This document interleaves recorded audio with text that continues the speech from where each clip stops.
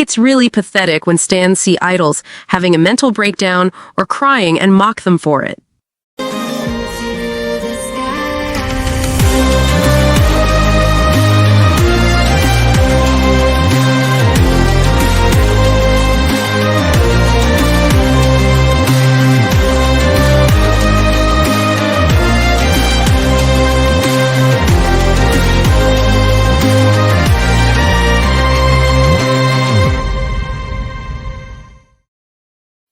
My opinions aren't about being right or wrong, they just exist. Please don't take them to heart. I'm just sharing my thoughts with you all. I've tried to create a safe space for everyone to share their opinions respectfully in the comments. No need to fight, opinions are just opinions. Welcome back, Rosieries, and a warm welcome to all newcomers. I hope you find this video enjoyable and stick with me always. Let's get started! And remember what they said about snowflakes. They melt under the slightest heat. If they can't handle the fire, maybe they should stay out of the kitchen.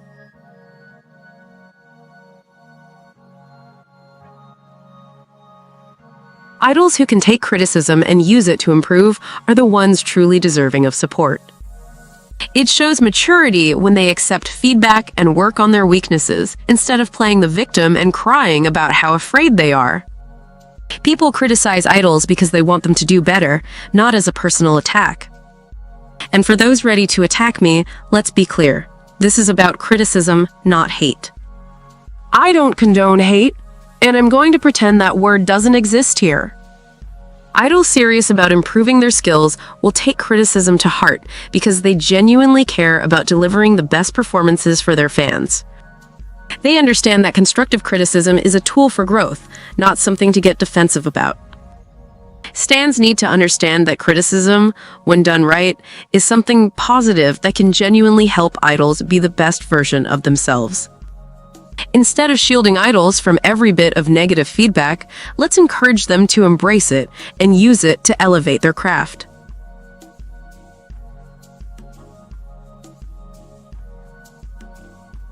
It's really pathetic when stans see idols having a mental breakdown or crying and mock them for it. The lack of empathy is seriously inhumane and part of why society is getting worse and why mental health will never be taken seriously. I absolutely hate when idols show that they're human, and stans use that as an opportunity to attack them. Yes, I'm looking at you, Le Seraphim haters. You guys take every opportunity to tear them down, and for what? It's so nice to see that your ego is as big as your balls, feeling brave hiding behind your screens and sending hate to feel powerful. My oh my, this community can be a pile of garbage. Mocking someone's pain is not a flex. It's a clear sign of immaturity and cowardice. If you think tearing someone down when they're at their lowest makes you strong, you're seriously deluded. Idols are human beings with feelings and vulnerabilities. Instead of mocking them, how about showing some empathy? The world doesn't need any more of your bullshit. It needs more understanding and support. So, next time you see an idol struggling, maybe think twice before adding to their pain. It's not just about being a decent human being, it's about making this community a better place and less of sewage.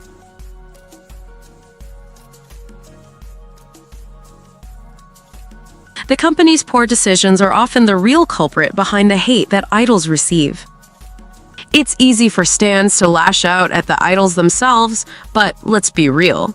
The blame usually lies with the people pulling the strings behind the scenes.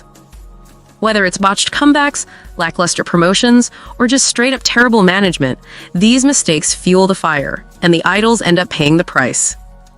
Companies often make short-sighted decisions without considering how it will impact their idols, and when things go south, they're quick to take their sweet time doing some damage control, or sometimes nothing at all. Once again, please just take some time to think with what little brain cells you might have left. Poorly timed releases, cringeworthy music, or even neglecting proper training, these are all on the company, but who gets dragged through the mud? The idols. Fans get frustrated with the outcome, and instead of pointing fingers at the ones responsible, they go after the idols who had zero control over the situation. It's a vicious cycle that keeps repeating because these companies refuse to learn from their mistakes. If they actually invested in proper planning, artist development, and long-term strategies, the amount of hate in the community would probably decrease dramatically. It's high time that these companies become competent in managing their idols.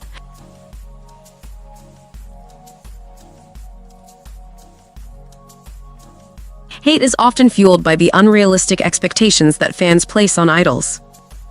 It's like some stans expect perfection from the moment a group debut, flawless vocals, immaculate performances, and personalities that fit their idealized version of what an idol should be.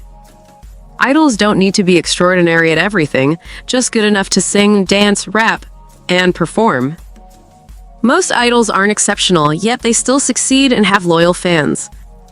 The issue is that stans tend to overhype everything, turning average skills into legendary status when it's not. But seriously, no one can live up to sky-high expectations. The problem is that these unrealistic expectations set idols up for failure from the get-go.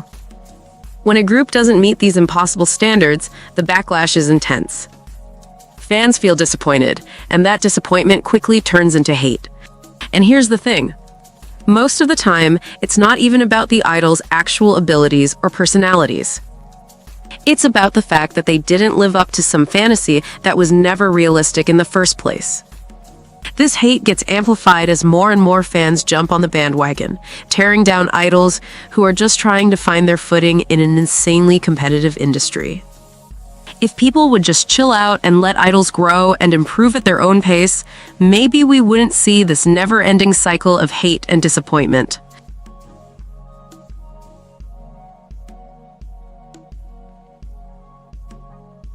I'm one of the people who complain about the lack of vocals, so feel free to call me out on my bull. But let's get real. The group's vocal abilities have been a major point of contention, with critics often overlooking the fact that many K-pop idols aren't primarily singers. The hate they receive for their vocals ignores the fact that their strengths lie in performance and stage presence, which are equally important in K-pop. They only need to know how to sing and hit the basic notes. Sure, not every member can belt out high notes like a seasoned vocalist, but does that mean they deserve all this hate? Absolutely not. K-pop is a multifaceted genre where singing, visuals, dancing, and overall stage charisma play massive roles. LE SSERAFIM kills it with their performances and their presence on stage. They bring energy and flair that captivate the audience, and that's what makes them stand out. However, that doesn't mean that they shouldn't work on their vocals, though, and people need to chill with the vocal critiques. Strong vocals are a plus, but they're not the end-all and be-all of an idol's worth. It's about the entire package. The group still have plenty of time to improve. Meanwhile, let's appreciate what they do bring to the table instead of harping on what they don't. So maybe before we jump on the hate train for their singing, we should remember that K-pop is about so much more than just vocals. LE SSERAFIM is out there giving it their all, and that deserves some respect. Let's focus on the positives for now and give them the space to grow into their potential.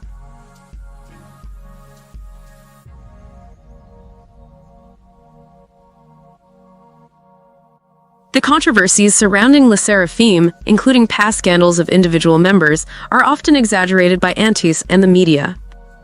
These issues are given more attention than they deserve, creating an unfairly negative image of the group.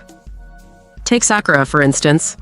People love to harp on the fact that she didn't take vocal lessons before debuting with LE SSERAFIM. Yeah, she didn't come out of the gate with powerhouse vocals, but guess what? Neither do a lot of idols, and they get the training they need as they go. The way this got blown up, you'd think she committed some cardinal sin. It's ridiculous and overlooks how hard she works in other areas, like dance and stage presence. Then there's Yeonjun and the infamous Starbucks coffee scandal. She was spotted with a Starbucks cup, and suddenly people are questioning her as a person because of what is happening in Palestine, calling her a Zionist. Seriously? It's a cup of coffee, not a sign of her character. This kind of nitpicking is absurd and distracts from her actual talent and contributions to the group. I get that Starbucks is being boycotted and is on everyone's chats list, but Yeonjun's case is a sign of pure ignorance. Inshe caught flack for allegedly disrespecting schoolgoers about their school life compared to hers as an idol. Really? That's the kind of thing that should make headlines? It's such a minor issue, but aunties and the media blew it up to make her look bad. She's a teenager still learning and growing, and this kind of scrutiny is both unfair and unnecessary. These blown-up controversies are nothing but distractions from what really matters, their music and performances. Les Seraphim is a talented group that deserves to be judged on their skills and hard work, not on exaggerated scandals. Let's focus on the real stuff and stop letting these petty issues overshadow their potential.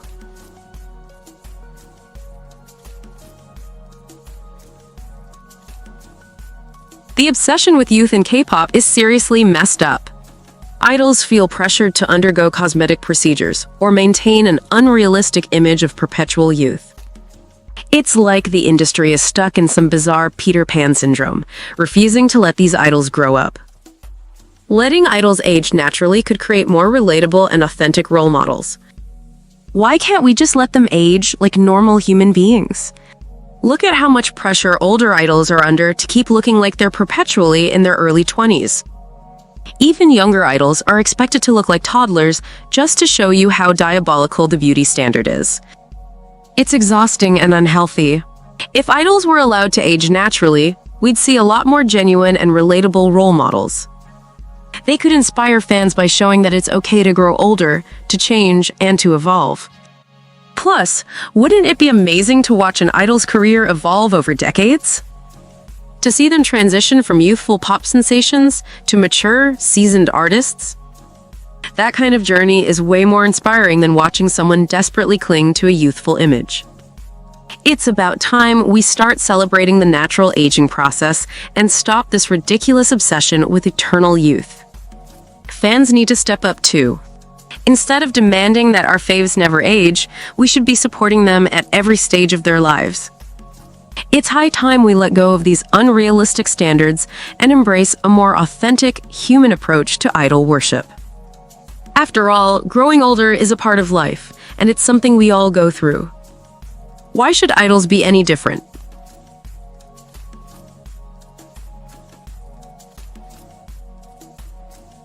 The trend of overhyping rookie groups is getting out of hand. It sets unrealistic expectations and pressures them to succeed immediately, which can lead to disappointment and burnout. Take Baby Monster, for example. YG Entertainment hyped them up so much before their debut that people were expecting the next big thing.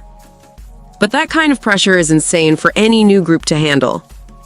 When a rookie group is hyped to the moon, fans expect perfection right out of the gate. And when they inevitably don't live up to these sky-high expectations, fans will leave and take their support elsewhere. It's not fair to the idols who are just starting their careers.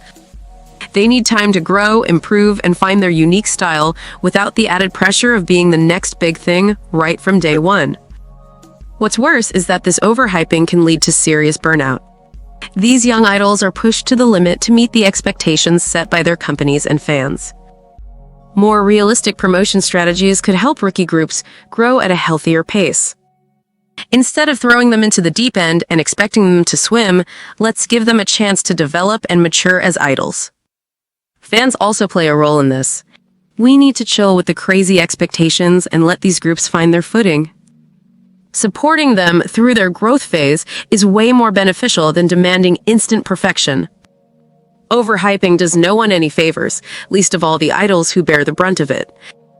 Let's stop setting rookie groups up for failure and give them the space they need to thrive. They'll get there in their own time, and the journey will be a lot more enjoyable for everyone involved.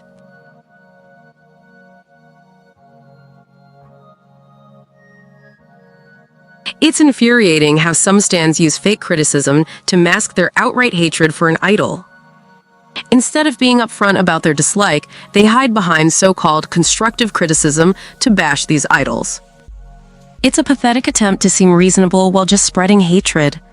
When people say things like, "I'm just offering criticism," but their words are filled with unnecessary hatred and rage, it's clear they're not trying to help the idols improve. They're just taking cheap shots. This kind of fake criticism is all too common in the K-pop world, and it's seriously toxic. If you don't like an idol, just own it. Don't pretend you're giving helpful advice when you're really just looking for an excuse to bash them. Constructive criticism is meant to be helpful and supportive, not a cover for thinly veiled hate. It's tiring to see this fake criticism being thrown around, and it doesn't help anyone, least of all the idols who are working their butts off to improve. Let's be real and genuine with our feedback. If you don't like an idol, that's your opinion, but don't disguise your hatred as something it's not. Constructive criticism should be just that, constructive. Not a mask for your personal vendettas. Rookie groups and established idols alike deserve a fair shot to prove themselves without this kind of toxic fake criticism dragging them down. We need to stop pretending that fake criticism is anything but hate in disguise.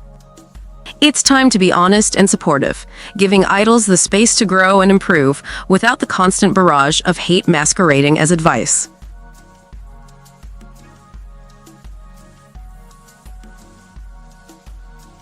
I'm not saying that when idols mess up, they deserve the hate that comes their way. But the reality is that they're under a microscope, and the second they slip up, their haters jump at the chance to drag them down. It's honestly brutal. One tiny mistake, and suddenly there's a flood of negativity online, with everything being blown way out of proportion. It's like these haters are just waiting for any excuse to attack. Sure, idols aren't perfect, they're human, and they're going to make mistakes. But the way those mistakes get twisted and magnified by haters is straight up ridiculous. It's a nasty part of the industry that never seems to go away. At the end of the day, idols aren't robots. They're people just trying to do their best in a tough environment. Maybe it's time we all cut them some slack and remember that nobody's perfect.